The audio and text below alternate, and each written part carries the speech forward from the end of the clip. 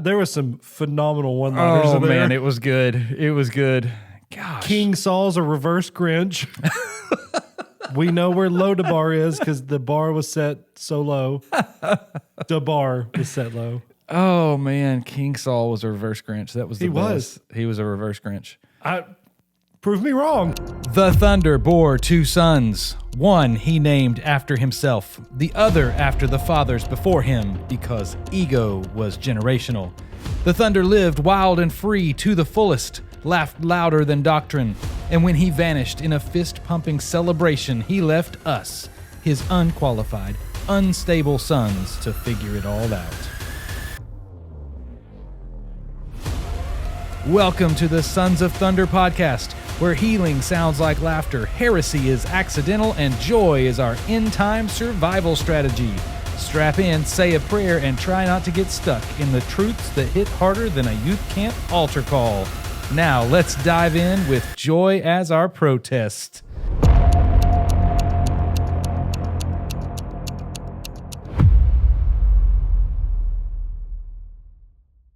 Welcome back. Welcome back. Oh, you got to be kidding me. So we had a card. You know, I did this last time, right? To show you and prove to you it is recording. Do you see the recording?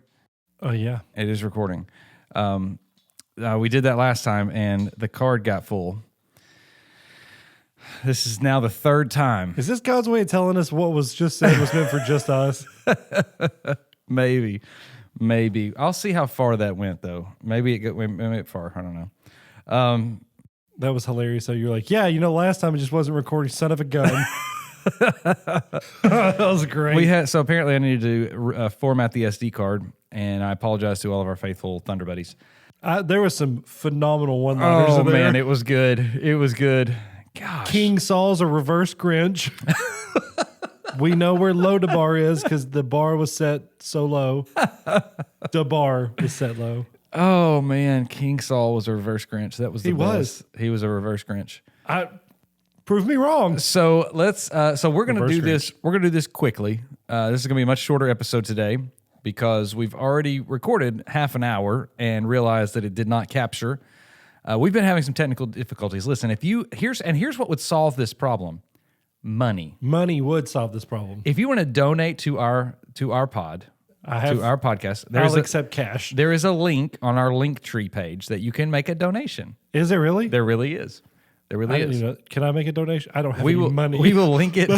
Well, the way I know it works is I had to donate to it, and I can't get the money until I get like a certain amount to pull out.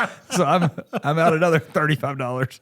That would be wonderful because it'd be wonderful. There are so many things that we have cooking in our brains. Yes, and if people want to see the brain dump. That's literally. I'm not trying to like push for that. That's literally the only thing we can do because we have so much stuff going on. We were talking about what are we going to record today, and we thought, well, let's record what we were trying to record last week, but it didn't record right, and so we were like, you know what? There's too much good stuff. There was too much good stuff. Yeah, last week was great. Barzillai, he's a great character in the Bible. You don't even get to know.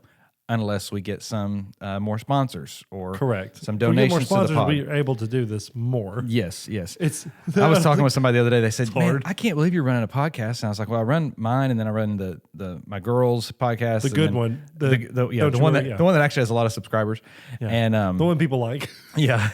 Then they said, well, I looked up online. It's like, it's expensive to run a podcast. I was like, it is. And he's like, how are you running like multiples? I was like, well, because the cost gets a little bit cheaper as you run more, right? It's like an insurance policy. The more cars you have, it's not that much more.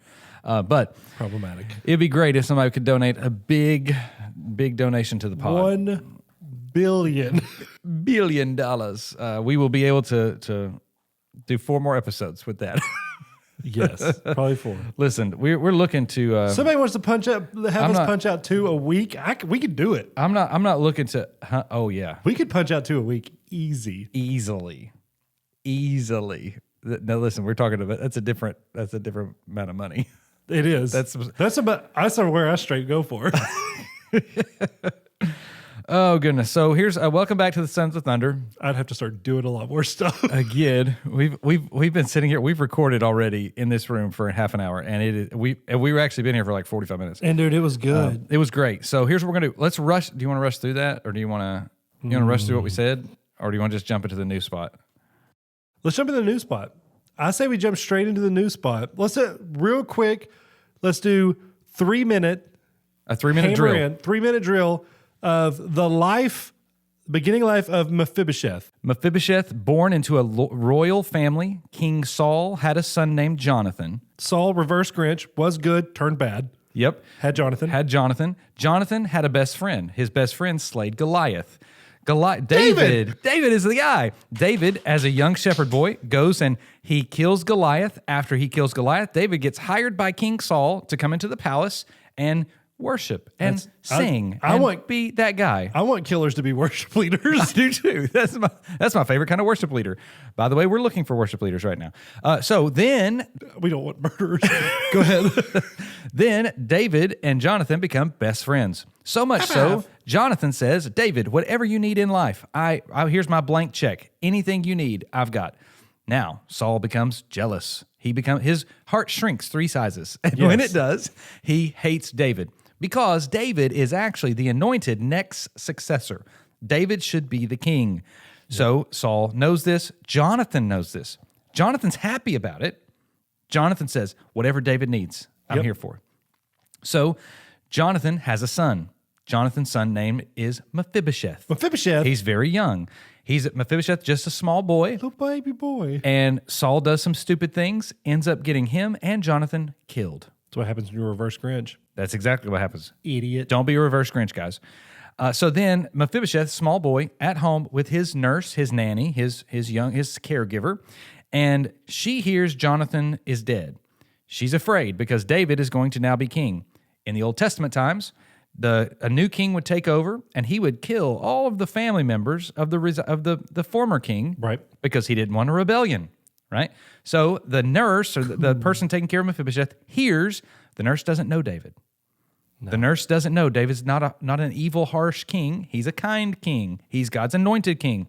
She picks Mephibosheth up, takes off running, drops him, and he is now crippled in both of his legs. Bet she looked like Marshawn Lynch running through there. She's going through hardcore. She's moving as fast as she can move. She drops him. He's lame in both feet. Now, crippled in both feet, as the scripture says in 2 Samuel chapter 4, verse number 4. Then we read 2 Samuel 9, the story of Mephibosheth. David is the king. Yeah. He says, is there anyone left of Saul's household or Jonathan's household that I can show favor for Jonathan's sake? Yep.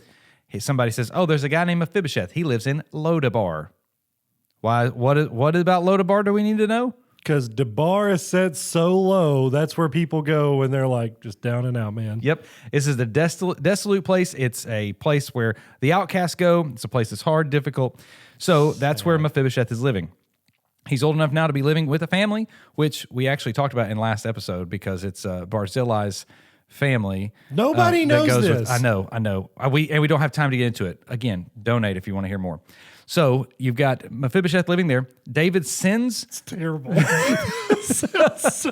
Oh no! Here's the deal. Donate if you want to know now, and we will be able to make it. Or you'll find out later because we just don't have the time at the moment. And money creates time. So mainly for you, you have a real job, and sort of for me because I have expenses with all of my stuff. He has all the expenses. I have an actual job. That's it. Yeah.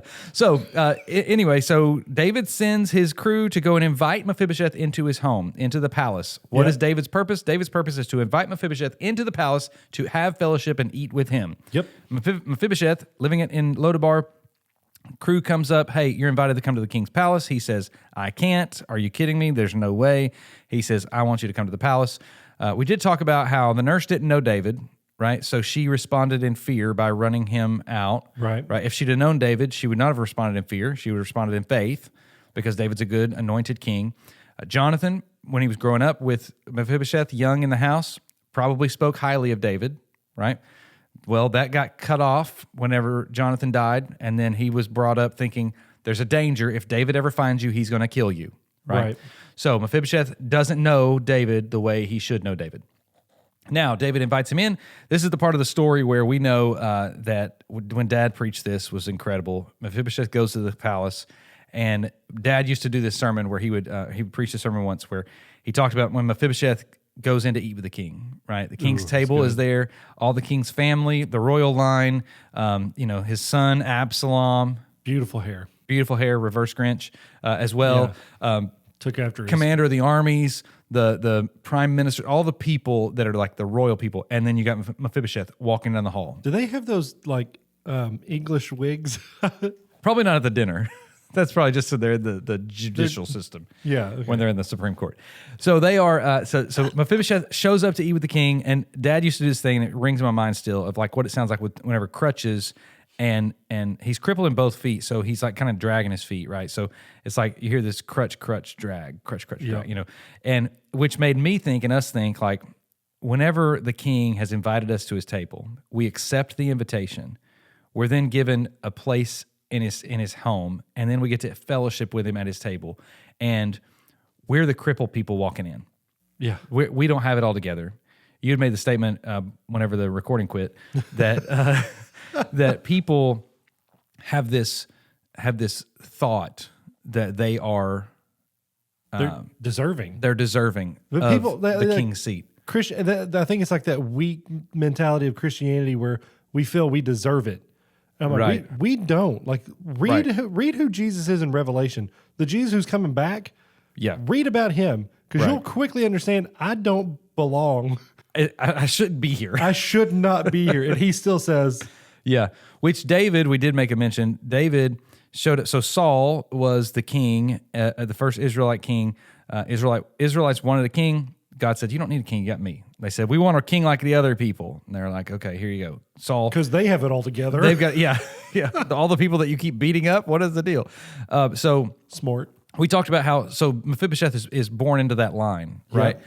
Just like we are born into sin, Satan is the prince of the earth. Ooh. We're born into that sin. We inherit that kingdom, and yet David shows up, intercedes, and steps in as our substitute, takes the place to redeem us out of it. A lot of pictures of the gospel in that. So now Mephibosheth is eating at the king's table. Well, then the Absalom rebellion takes place. That beautiful haired man? The beautiful haired man sitting beside the king on the other side has rebelled against the king. It's when his heart grew. It's when his heart shrunk 3 sizes, yes. Yeah. So Absalom rebels. David, the king, is gone for a while. Just like Jesus was rejected, died, rose again, and then he is now gone for a little while. He's coming back. And David would eventually come back. The Old Testament concealed, New Testament revealed. The things in the Old Testament are revealed in the New Testament in a beautiful way. Here's the best part. Mephibosheth is still alive. He's still got a story. Man, I feel like this is where Christians need to be at. We don't need to have this arrogant mentality of, whatever it is, all the different things that the world does. Yeah. Stop mimicking the world. Right. Mimic Mephibosheth. Understand where you're at. Understand that you're broken. Understand that you like in the kingdom of eternity, like, man, what do I have to offer? That's the thing. Mephibosheth could not do anything for David. He couldn't. Nothing. He wanted to fight. How could he fight? Right. Couldn't go fight for him. Couldn't go do it. He's been in a poverty-stricken situation. He's uneducated. So here's the thing. So it's the kindness of David, 100%, that Mephibosheth is where he is. Yeah. Interesting. It's the kindness of Jesus that we are anywhere, right? Right. So what happens when David is away? Oh, this is so good. Because here's what I think. He drops the mic. We see a few things. So we see a few guys, right? We see Zadok. We see Hushai. We see these are guys. More guys we could talk about. More guys we can talk about. I want to so bad. They have Ittai, right? They have all these guys that say they can do stuff for the king. One of them can go and perform things in the temple, in the synagogue, in temple for him. One of the guys can go and befriend and speak into the enemy. One of them can go and do all these different things. Yeah, all these different pieces. But what can Mephibosheth do? What can Mephibosheth do? Nothing. I love it. Here's what Mephibosheth can do. People say, you read his story, you look at him, you see us in the real world, you're like, they can do nothing. They can do nothing. And he did something. He mic dropped it. Remarkable. He really did. Remarkable. So we find the story in 2 Samuel, I believe it's chapter 18. And what we find is Here's what Mephibosheth does. The story just tells about his appearance. It just says Mephibosheth, his feet were unkept, he was a messy in his appearance, his beard was unkept, his clothes were unkept. And it did not dawn on me until I had read this story and we taught. So I've heard the first part of his story taught, right? It's the salvation moment. We get to the king's table and we didn't deserve it. That's amazing. We've even read the second part, but yes, you don't think about it. You don't think about it. God puts everything in Scripture for a reason. And this may be one of the best places for us today in the culture that we are in. Here's what Mephibosheth did. He's sitting there and he's thinking, what's my king experiencing? David's not here. I can't see him. I'm not physically with him. So what's it like where he's at? And he thinks, I bet his feet are hurting. So I'm not going to take care of my feet because I want to join in the same suffering he's joined in. I want my feet to look like his. Why am I not keeping my beard? He probably can't be shaving where he's at. David's on the run. David's on the run. Because Absalom, his son, is trying to kill him. Yes. And David doesn't retaliate in anger or whatever. He retaliates in love, and he's trying his best to make it work. So in all this, Mephibosheth is like, I want to look like David. Because the people of the town, the people of Jerusalem, keep saying, they walk up to him and they say, you need to clean your feet up. You need to wash your feet. You need to shave your beard. You look unkept. And here's what Mephibosheth's line is. This is it. You ready for this? I look this way because this is how my king looks. And it seems like you've forgotten him. So I'm here to remind you of what he is. As Absalom walks by with all of his splendor, yeah, walks in, and they're like, what are you doing? He's like, I look like my king. They're like, no, you don't. Like, no, you don't. You know, who are you pointing at? That's the wrong king. That ain't my king. That's not my king. My my king is somewhere else at the moment. My goodness. And my king's coming back. And when he comes back, I want to look just like him. At any moment, they could have immediately killed Mephibosheth. Yep. But you know what Mephibosheth would have done? Taken it. Yeah. He would have. And he would have died greatly. And I mean, there was some stuff that happened right before this that was terrible for Mephibosheth, that he didn't do anything. Right.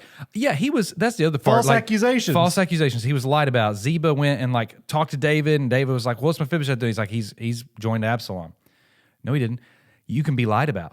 People can lie about you. People can say things about you. This past week, there's been some things going on in the world, right? Right. And if you're online, there's... Oh, my gosh. It's awful, man. It's like some people are praising, some people are demeaning, some people are this, some people are this. It does not matter what the world says about you. If you look like the king, Ooh. And the day he returns, you look like him. Because the day David returned, Mephibosheth, he said, Mephibosheth, I did not, people lied about you to me. Mm-hmm. But because you are who you are, I want to give you all of this stuff.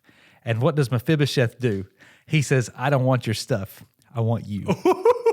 That's what he says. The last place we see Mephibosheth. Golly, this is... Dude, about to throw up. This is making me... This is good. This is good. Here's what he says, man. He says, the last place we see Mephibosheth in the Bible is at the feet of the king. Can I tell you right now, no matter who you are, no matter where you are, no matter what you're doing, you can look like the king. Do your best to look like him. Man. That's so good. And you know what? The world's gonna walk by you and they're gonna say, what are you doing? Why do you look like this? Why do you act like this? Why are you the way that you are? More or less. Yeah. And I bet Mephibosheth I can almost see a smile. I mean, he was so heartbroken because his king wasn't there. Yeah. But I can almost see this joy, like, my king's coming. Yeah. He's coming back. I wrote down, I didn't even look at my notes. This is, let's see. Here it is. Yeah. Is this still recording? So, because if it's not, it's still recording. Yeah. I'm done with the podcast. It's still recording.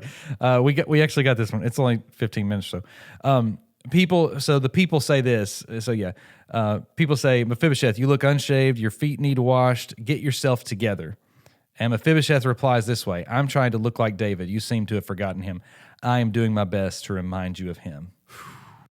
Like how... Here's the problem with the world, that we need more Mephibosheths. We are in the age of rebellion right now. We are. Our king is not here presently. He's here spiritually. He's here he's ruling it all. And we Jesus just don't is see so it all. much greater than David So ever could much have been. greater, Never so much sinned, greater. never messed up. Yeah. But the picture, like you said, the Old Testament is concealed, New Testament is revealed. It's showing a picture. So the reason, and again, he didn't have to talk about Mephibosheth again. He didn't have to. No. God did not have to bring Mephibosheth's name up at all. Right. Because according to God, he wasn't in line. Right. Yeah. Here's the craziness too. Some of these people, Ittai went with David whenever the Absalom happened, whenever the rebellion of Absalom happened. Mephibosheth couldn't go with him. Right. Right. He had to live in the world among the haters. So what did he do? He said, "I'll just look like him." And here's the other thing too. Absalom knew who his grandfather was. Yes. So he says, and according to Absalom at any moment could have said, "You deserve death." Right. But Right. and Mephibosheth, I don't care. Yeah. I want to make sure and remind you of your father. You I want need to make sure and look like the king, the true king. the real king. That's exactly not you right. little fake. Yeah. Not you that think you got the authority. Which is so funny because you read the first part of Mephibosheth. He seems so meek and mild and like just this easy temperament. Like, I'm so undeserving. And then this passion and boldness at the end part of his story, not the end part of his life. We don't know what that is like, but the end part of his story, it's fire. Like, Right. Yeah. I mean, no kidding. It is one of the best, places. As I was writing about it, 2 Samuel 19 is where the story is. 2 Samuel 16, Ziba is the one that lies to David and makes up stuff. He says, Mephibosheth basically says, "I'm getting the kingdom back." Mephibosheth's not doing that, right? Yeah. Mephibosheth was like, "Oh, finally, I get my kingdom back." It's not how it happens. that rumor was probably going around and get back to Absalom. Oh yeah, for sure. And so then it says when in chapter 19, verses 24 through 30, basically Mephibosheth is saying this: "I'll do my best to enter whatever my king is entering into. His feet must be sore, so I'll be sore in my feet. He must not have had a chance to shave, so I won't either. He can't wash his clothes, neither will I. I'll do my best to show whose side I'm on." Living in the world during a rebellion, he says, "I'm going to do my best to live and look like my true king." Look like Jesus, the world will take notice. They're not going to like it, Right. but I'm telling you right now, the world's going to take notice. Can you imagine the people saying, "Why aren't you taking care of yourself? Why do you look this way?" And he says, "I'm trying to make you aware of whose side I'm on and what my king looks like." So how many Christians today are showing the world, trying to point the world back to like this is who the true king is? Yeah. Instead, we just fall in line and we listen to Absalom Yep. when the true king's coming. Yep. Let's go, man. And when he gets here and he says, "I want to reward you with all this stuff," Mephibosheth says, "Oh, don't crown me. I want to cast it right back down. I didn't want all the stuff. I just wanted you." I can't wait That's good. to see to see Mephibosheth one day. Oh, it's going to be awesome. I mean, we talk about it all the time. Obviously, we're not going to think anything but Jesus. Like, Right. especially you read through Revelation. Yeah.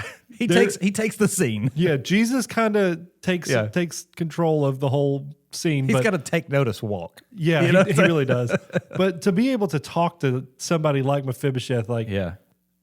dude was just awesome. You got to know that, like, Dad in heaven is probably, as he sees Jesus, he's worshiping Jesus, so like sitting next to Mephibosheth. Oh yeah, Like, dude, I talked about you. I did. It was great. It was awesome. Yeah.